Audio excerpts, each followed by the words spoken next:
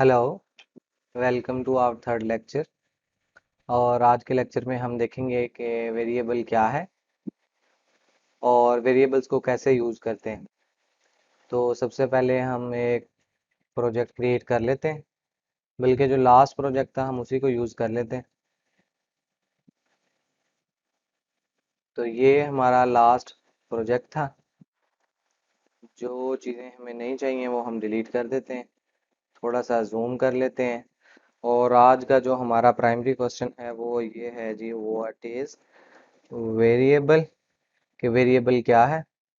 और देन हम देखेंगे how to use a variable, कि वेरिएबल को हम कैसे यूज करेंगे। तो सबसे पहले देखते नहीं वेरिएबल क्या होता है। अच्छा, हम जब भी प्रोग्राम क्रिएट करते हैं तो हम लोगों के पास डिफरेंट टाइप का डाटा होता है जिसको हमने अपने प्रोग्राम में प्रोसेस करना होता है। हो सकता है कि हम लोगों के पास कुछ वैल्यूज हों जो कांस्टेंट हों और कुछ जो कि वेरिएबल हो सकती हैं। वेरिएबल्स हम यूज़ करते हैं ताकि हम जो इन्फॉर्मेशन है वो स्टोर कर सकें या हम उसका रेफरेंस दे सकें बाद में किसी भी कंप्यूटर प्रोग्राम में। ठीक है। या हमारा सोल पर्पस ये भी हो सकता है कि हम लेबल कर सकें या डाटा को स्टोर कर सकें मेमोरी में। तो सिंपली जो डेफिनेशन हम लोगों को बताई जाती है वो ये होती है कि जी नेम्ड मेमोरी लोकेशन को हम लोग वेरिएबल कहते हैं। या किसी भी मेमोरी के रेफरेंस को अगर कोई नाम दे दिया जाए तो वो हमारा वेरिएबल होता है। या किसी मेमोरी लोकेशन को हम कोई इंग्लिश में नाम दे दें तो वो हमारा वेरिएबल हो सकता है। तो हम देखते हैं कि जी मेमोरी क्या होती है।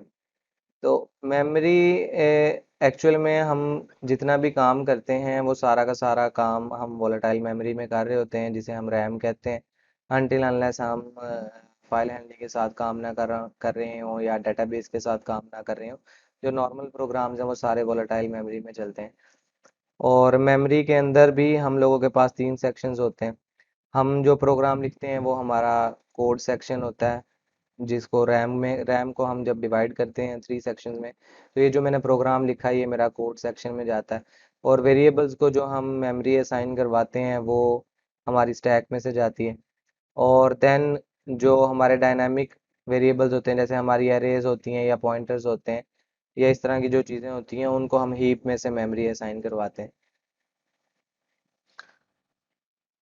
तो मेमोरी जो होती है हम लोगों की या जो रैम है हम लोगों की वो एक किस्म का हम कह सकते हैं कि एक, फॉर एग्जांपल जिस तरह से ये मेरी स्क्रीन है, for the time being suppose कर लें कि ये मेरी एक स्क्रीन है। ठीक है, और यही हमारी रैम है। अगर मैं इसको रोज और कॉलम्स में डिवाइड कर दूं और छोटे छोटे सेल्स बना दूं मैं, जो यानी कि वो स्क्वायर बॉक्सेस बन जाएंगे। तो एक्चुअल में जो रैम की स्ट्रक्चर होती है वो इसी तरह की होती है। ठीक है। अब वो हर जो इंडिविजुअल सेल होता है वहां पर हम डाटा स्टोर करवाते हैं, उसका जो साइज है वो वेरी कर सकता है। ठीक है, नॉर्मली हम कहते हैं कि जो उसका साइज जो होता है वो 1 बाइट होता है। और उसके अंदर फर्दर वो एक ऑक्टेट को रिप्रेजेंट करता है। यानी कि 8 बिट्स होती हैं उसके अंदर। हम इतनी डिटेल में नहीं जाते, फिलहाल हम यही सपोज कर लेते हैं कि जी हर जो इंडिविजुअल सेल होगा उसमें हम डाटा स्टोर करवा सकते हैं और उसका साइज जो होगा वो हमारे पास 1 बाइट होगा। अब सेल्स तो बहुत ज़्यादा, अगर मैं इसको डिवाइड करता हूँ स्मॉल स्मॉल चंक्स के अंदर, तो मेरा ख्याल है कि ये मेरी स्क्रीन पर कोई एटलीस्ट 1000 सेल्स बन सकते हैं अगर मैं इनको इक्वल स्क्वेयर बॉक्सेस में डिवाइड करता हूँ। तो जब मैं इनको इक्वल स्क्वेयर बॉक्सेस में डिवाइड करूंगा 1000 सेल्स होंगे और सारे सेल्स आइडेंटिकल होंगे। तो मैं अगर सपोज करें कि किसी रैंडम सेल के अंदर अपनी वैल्यू स्टोर करवा देता हूँ, देन कुछ देर के बाद आता हूँ तो सारे सेल्स आइडेंटिकल होंगे, मुझे पहचानना मुश्किल हो जाएगा कि मैंने किस सेल में अपनी वैल्यू स्टोर करवाई थी। लेकिन अगर इसके बरक्स मैं हम इस तरह से करें कि हर जो सेल है उसको हम एक नेम दे दें या उसका कोई एक एड्रेस हो। एड्रेस भी चूंकि हमारे पास हेक्साडेसिमल नंबर्स होते हैं और नंबर्स इतने बड़े बड़े होते हैं हेक्साडेसिमल में कि वो याद करने मुश्किल होते हैं। ये भी प्रॉब्लम है। अगर आप में से कोई ये सोच रहा है कि जी हम डायरेक्टली एड्रेसेस के साथ भी तो काम कर सकते हैं, जी हाँ, आप एड्रेसेस के साथ काम कर सकते हैं। और वो आपके प्रोग्राम की एफिशिएंसी को भी इंक्रीज करता है। लेकिन चूंकि वो याद करना बहुत मुश्किल है इसलिए वो भी हमारे लिए प्रॉब्लम है, क्योंकि हम ह्यूमन हैं और हम इसी वजह से हाई लेवल लैंग्वेज में काम कर रहे हैं, लो लेवल में काम नहीं कर रहे। तो हम क्या करते हैं, हर जो एड्रेस है या हर जो लोकेशन है उसको एक नेम दे देते हैं, जिससे हमें पहचानने में आसानी रहती है कि मैंने किस सेल के अंदर अपना जो डाटा था वो स्टोर करवाया था। अच्छा, अब कोई भी नेम, जिस तरह से हम नॉर्मल रूटीन में काम करते हैं, तो हम कोई भी ले लेते हैं जी। अगर मेरे पास कोई स्टूडेंट का डाटा है और उसके स्टूडेंट से रिलेटेड मैंने डाटा स्टोर करना है, स्टूडेंट की एज आ जाती है, तो मैं एज लूंगा। ठीक है जी, मेरा वेरिएबल एज है और उसके अंदर जी स्टूडेंट की एज सपोज करते हैं मैंने 18 स्टोर करवाई। ठीक है, ये मेरा वेरिएबल है। अब वेरिएबल हम इसको क्यों कह रहे हैं, क्योंकि हम कहते हैं जी कि इसकी वैल्यू जो है वो हम किसी भी टाइम पे चेंज कर सकते हैं, इसलिए इसको वेरिएबल कहते हैं। अगर मैं अकेला 18 यूज करता हूँ डायरेक्टली, तो वो मेरा कांस्टेंट होगा और 18 को मैं मैनिपुलेट नहीं कर सकता हूँ, लेकिन डायरेक्टली फिर जब भी मैं दोबारा से मुझे ज़रूरत पड़ेगी तो मैं 18 ही यूज़ कर सकूंगा। वो उस वक्त रन टाइम पे जो रिजल्ट जनरेट होगा मैं उसको फर्दर आगे किसी भी जगह पे प्रोसेस नहीं कर सकता। अब ये मेरा वेरिएबल था एज। अब हुआ ये कि चूंकि मैं एक आईडीई में काम कर रहा हूँ, आईडीई जो है वो ऑपरेटिंग सिस्टम की सुपरविजन में काम कर रहा है, तो यहाँ पर ये आईडीई रिक्वेस्ट करेगा ऑपरेटिंग सिस्टम को कि सर मुझे आपकी जो रैम है उसमें से एक पोर्शन चाहिए जहां पर मैंने ये वैल्यू स्टोर करवानी है, जहां पर मैंने ये नंबर स्टोर करवाना है। अब ऑपरेटिंग सिस्टम इसको वो उतनी मेमोरी एलोकेट कर देगा। अब हमें ये नहीं पता कि जी कितनी मेमोरी एलोकेट होगी। अब अगर ये जानना है कि वो कितनी मेमोरी एलोकेट होगी, उसके लिए हमें अपना जो वेरिएबल है इसको कैटेगराइज करना पड़ेगा, इसकी डाटा टाइप बतानी पड़ेगी कि ये जो वेरिएबल है इसको कितनी मेमोरी चाहिए।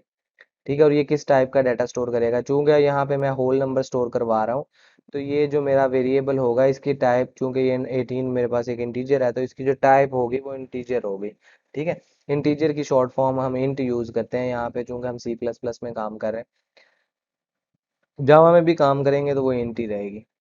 अच्छा जी, मैंने इंटीजर टाइप का एक वेरिएबल लिया क्योंकि मैंने इस वेरिएबल का पर्पस ये था कि इसने इंटीजर टाइप का डाटा स्टोर करना था, लिहाजा मैंने एक इंटीजर टाइप का वेरिएबल लिया। इस वेरिएबल की टाइप मैंने इंटीजर रखी। मैं कुछ बातें बार बार रिपीट कर रहा हूँ, उसका पर्पस जस्ट यही है कि आपको वो बात आपके जहन में रह जाए बार बार कहने से कि ये काम क्यों हो रहा है। ठीक है, तो ये एज की टाइप मैंने इंटीजर क्यों रखी, क्योंकि इसका पर्पस ये था कि इसने इंटीजर को स्टोर करना है, इसलिए मैंने इसकी टाइप ये रखी। अब सपोज करते हैं कि मैंने एक यूजर का नेम स्टोर करवाना है, तो नेम स्टोर करवाने के लिए सपोज करते हैं जी नेम हम कर लेते हैं जी अली। ठीक है, और हमें पता है, ये भी पता है कि हर जो स्टेटमेंट का एंड होता है वो सेमीकोलन पे होता है, क्योंकि स्टेटमेंट टर्मिनेटर हम लोगों के पास सेमीकोलन है। अब मैंने ये अली स्टोर करवाना है। ठीक है जी, अली स्टोर करवाने के लिए मुझे एक वेरिएबल चाहिए जी, ये मैंने वेरिएबल ले लिया। अब वेरिएबल का जो नेम है वो भी मैंने नेम ही रखा है, क्योंकि जो नेम होता है वेरिएबल का वो हमेशा डिस्क्रिप्टिव होना चाहिए हम लोगों के पास। ठीक है, अब यानी कि एक्स वाई जी नहीं यूज करना, आप कर सकते हैं x y z, choice is yours, लेकिन एक अच्छी अप्रोच ये है कि आप वेरिएबल का नाम हमेशा डिस्क्रिप्टिव रखें, कि पढ़ने वाले को, कोड को रीड करने वाले को, देखने वाले को पता चल जाए कि इस वेरिएबल का पर्पस क्या है, कि वेरिएबल का जो नेम है वो पर्पसफुल होना चाहिए, मीनिंगफुल होना चाहिए। अब इसमें मैंने नेम स्टोर करवाना था वेरिएबल में, लिहाजा मैंने इस वेरिएबल का नाम भी नेम ही रख दिया। ठीक है जी। अच्छा, इसमें मैंने नेम स्टोर करवाना था, नेम की टाइप क्या थी जी, ये मेरे पास स्ट्रिंग है, तो ये मेरा वेरिएबल है, तो इस वेरिएबल को भी मैं क्या करूंगा जी, इसकी टाइप मैं स्ट्रिंग कर दूंगा। ठीक है, स्ट्रिंग क्यों की, क्योंकि इसने स्ट्रिंग टाइप का डाटा स्टोर करना है, सीक्वेंस ऑफ कैरेक्टर्स इसने स्टोर करने। तो सपोज करते हैं कि मेरे पास ये एक स्टूडेंट की सीजीपी है, तो सीजीपीए मेरे पास आ गई है जी 3.6। ठीक है, for the time being suppose कर लेते हैं कि ये स्टूडेंट बहुत ब्रिलियंट है और इसकी जो सीजीपी है वो 3.6 है। अब चूंकि मैं यहाँ पे होल नंबर नहीं स्टोर करवा रहा, मैं रियल नंबर स्टोर करवा रहा हूँ, तो इसकी जो टाइप होनी चाहिए वो क्या होनी चाहिए, फ्लोट। इसकी टाइप डबल भी हो सकती है यहाँ पे, लेकिन डिपेंड करता है कि जो डाटा आप स्टोर करवा रहे हैं उसका साइज कितना है। यानी कि आंखें बंद करके नहीं मेमोरी यूटिलाइज करनी है आपने, एक अच्छे प्रोग्रामर की ये भी खूबी है कि वो मेमोरी को ऑप्टिमाइज करके यूज करता है, यानी कि मेमोरी की ऑप्टिमाइजेशन पे भी उसने ध्यान देना है। जस्ट ये नहीं करना कि इतने बड़े बड़े वेरिएबल्स लेके छोड़ देने हैं और मेमोरी वेस्ट करनी है, नहीं।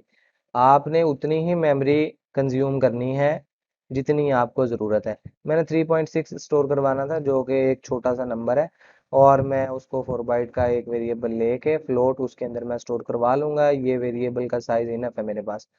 अब होगा क्या जी, जब मैंने 18 स्टोर करवाना था तो मैंने एक एज नाम का वेरिएबल लिया और उसकी टाइप मैंने जो थी वो इंटीजर रखी, क्योंकि मैंने इस वेरिएबल में इंटीजर स्टोर करवाना था। और इस एज को मेमोरी कितनी एलोकेट होगी जी, हम सब जानते हैं कि जब से 64 बिट्स कंप्यूटर आए हैं हम लोगों के पास इंटीजर का साइज 4 बिट होता है, 4 बाइट होता है।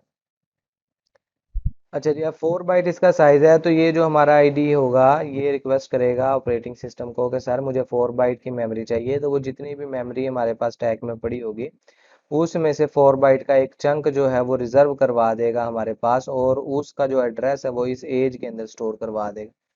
ठीक है जी, यानी कि वो जो मेमोरी लोकेशन जो अब हमने रिजर्व की है उसका जो एड्रेस है वो यहाँ पे इस एज के साथ मैप हो जाएगा। यहाँ पे मैप हो जाएगा। उसके बाद हमने क्या कहा, हमने कहा जी 18 जो है उस एड्रेस पे ले जाके आपने स्टोर कर देना है। अब वो एड्रेस के साथ काम करना मुश्किल था, लिहाजा हम अब उस एड्रेस के ऊपर जो नाम हमने मैप किया है हम उसके साथ काम करें, अब हमें आसानी है।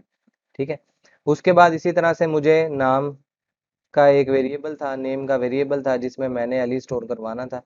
ठीक है जी, ये अब डिपेंड करता है कि मेरे पास मेरी स्ट्रिंग का साइज कितना है। देन मेरे पास फ्लोट है, फ्लोट में मैंने 3.6 स्टोर करवाना था जी, तो फ्लोट का साइज आ जाएगा मेरे पास। ठीक है, इसी तरह से दोबारा से रिक्वेस्ट जाएगी, ऑपरेटिंग सिस्टम मेमोरी रिजर्व करेगा और वो मैप हो जाएगी सीजीपीए के वेरिएबल के साथ। तो ये वेरिएबल किस तरह से लेते हैं, डाटा को किस तरह से डिवाइड करते हैं। डाटा तो लास्ट हमने जो लेक्चर था उसमें डिस्कस कर लिया था कि ये डाटा आ जाता है हमारे पास, फिर हमने देखना होता है कि उस डाटा को हमने डिवाइड कैसे करना है।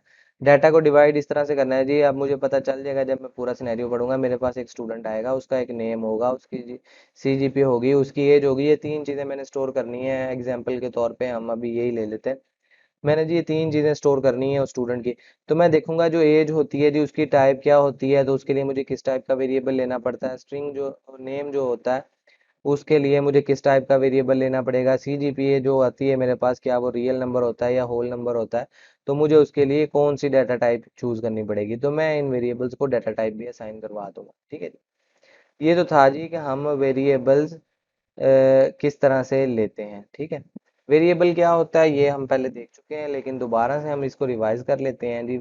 सिंपल अल्फाज में आपको बता देता हूँ, पहले जो थी जी वो घिसी पिटी पुरानी बातें जो हमेशा से सुनते हुए आ रहे हैं जी, नेम्ड मेमोरी लोकेशन को वेरिएबल कहते हैं, या मेमोरी का जो रेफरेंस होता है या एड्रेस होता है उसको अगर हम कोई नाम असाइन करवा दें तो जी वो हमारा वेरिएबल बन जाता है।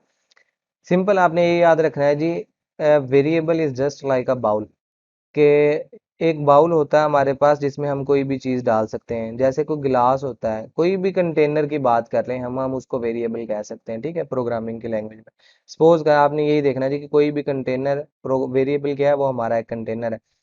अब घर में हमारे पास जार्स होते हैं, हमारे जो पेरेंट्स होते हैं या हमारी जो मदर होती हैं वो किचन में काम करती हैं, वहाँ पे जार्स होते हैं, वहाँ पे शुगर के लिए अलग जार होता है, वहाँ पे जो मिर्च है उसके लिए अलग, जो सॉल्ट है उसके लिए हमारे पास एक अलग जार होता है।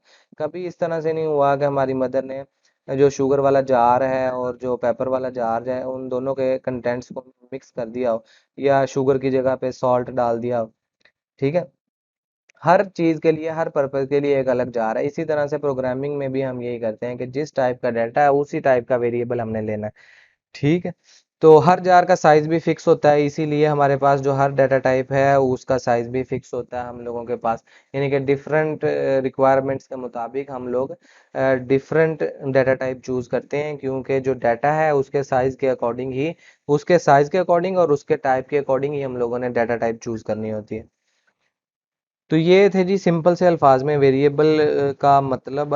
होपफुली आप लोगों को समझ आ चुका होगा। अच्छा, अब ये वेरिएबल बता दिया मैंने जी, अब इसको हम थोड़ा सा देख लेते हैं जी कि कुछ समटाइम्स हम लोग कंसेप्ट देखते हैं जी, वेरिएबल डिक्लेरेशन क्या होती है, वेरिएबल इनिशियलाइजेशन क्या होती है। ठीक है, वेरिएबल पता चल गया जी, हमने कोई भी इस तरह से नाम ले लेना जी और उसको हमने डाटा स्टोर करवाएंगे अगर हम उसमें, तो वो वेरिएबल होगा, उसकी एक डाटा टाइप होगी। यानी कि हम हमेशा यही कहेंगे कोई अगर वेरिएबल है तो उसके साथ अटैच्ड उसकी एक डाटा टाइप भी होती है। ठीक है, कि वो वेरिएबल किस टाइप का है, डाटा टाइप हम यही जो है शो करती है कि ये वेरिएबल किस टाइप का। मैं अभी इन तीन लाइंस को डिलीट कर देता हूँ जी। तो मुझे क्या चाहिए था जी, मैंने एज स्टोर करवानी थी, तो मैंने एज का वेरिएबल ले लिया। ठीक है जी। अब ये जो मैंने काम किया है, ये मैंने वेरिएबल को डिक्लेयर किया है। यहाँ पे मैंने कंपाइलर को कहा है कि जनाब मैंने मेमोरी में मुझे 4 बाइट्स चाहिए।